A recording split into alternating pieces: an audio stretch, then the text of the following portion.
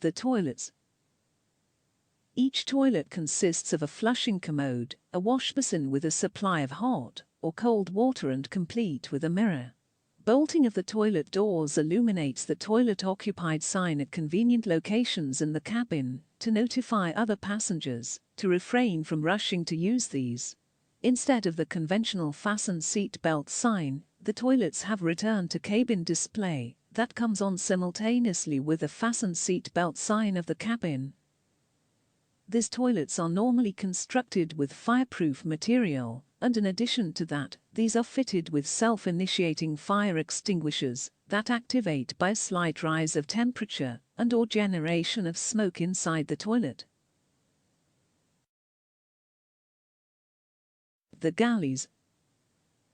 The galley is the place where the catering equipment and supplies are stowed. The food is heated. Water is boiled for tea or coffee service. Hot liquid to be served, such as ready-made tea or coffee, soup etc. is warmed. In other words, this is the place where from the cabin crew members receive the supply of all the items for their onboard passenger service. This place is segregated from the passenger cabin by bulkheads, sort of partition walls, fixed to the aircraft fuselage. This, again, could be perceived as a store chamber for passenger service items within the limitations of the aircraft cabin.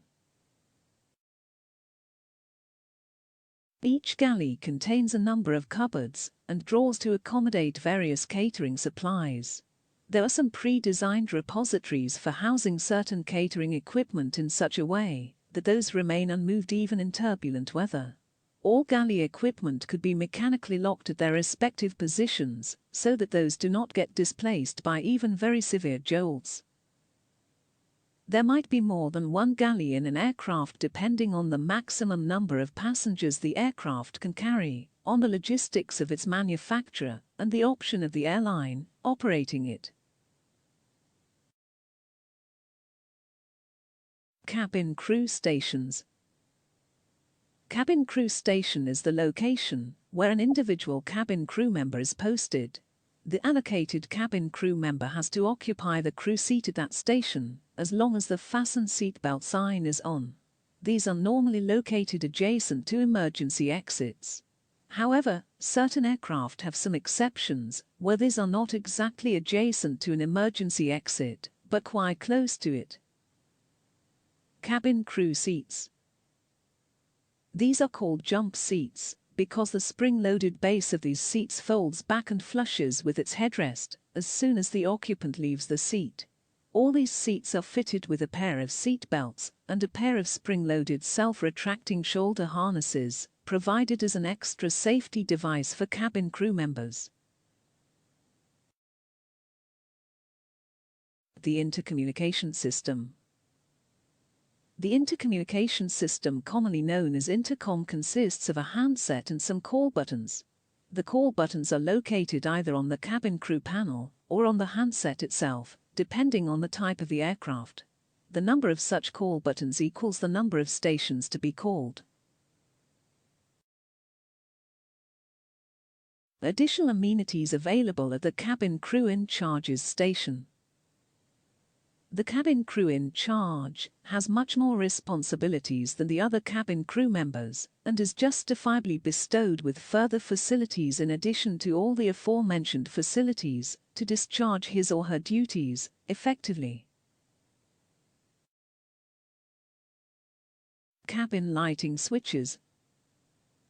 A set of push-button switches is located on the cabin crew in charge's panel, which can be utilized individually to put on or put off the corresponding row of cabin lights. The number of switches in the aforementioned set is equal to the number of rows of cabin lights.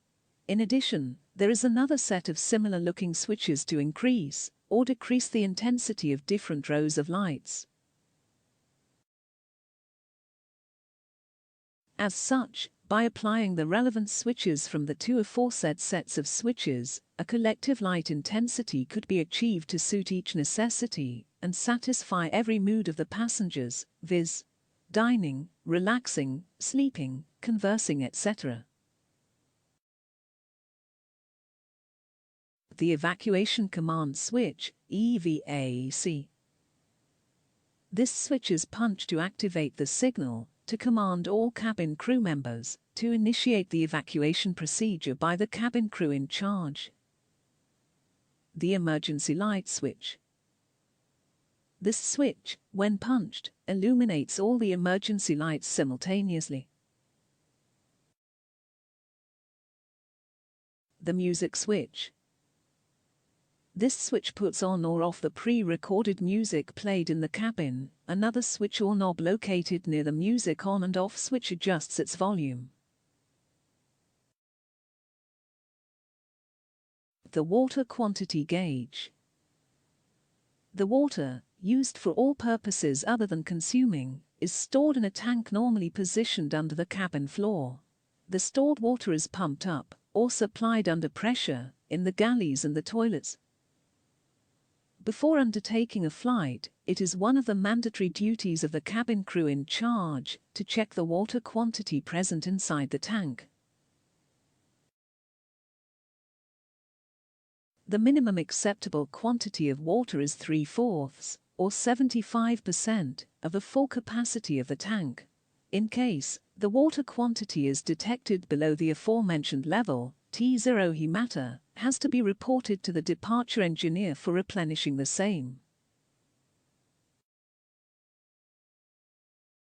The reading light master switch. Individual reading lights switch on the PSU can work the respective reading light only if this master switch is on. After the passengers disembark at the destination station, this switch is punched to switch off all the reading lights left illuminated by the passengers to prevent unnecessary wastage of power. Later, the engineering personnel would put it on and switch off all the reading lights through their individual switches on the PSUs. Summary. The cabin crew in charge has much more responsibilities and is justifiably bestowed with every possible facilities to discharge his or her duties effectively. Normally, small to medium-sized aircraft have one aisle, but the larger wide-bodied aircraft have two such aisles. This air conditioning is done by suitably adjusting the temperature of the air that is pumped inside the cabin for pressurizing it. The cabin doors are subjected through a transforming procedure in emergency situations by the cabin crew, which is known as arming-disarming of slides. Before undertaking a flight, it is one of the mandatory duties of the cabin crew in charge to check the water quantity present inside the tank.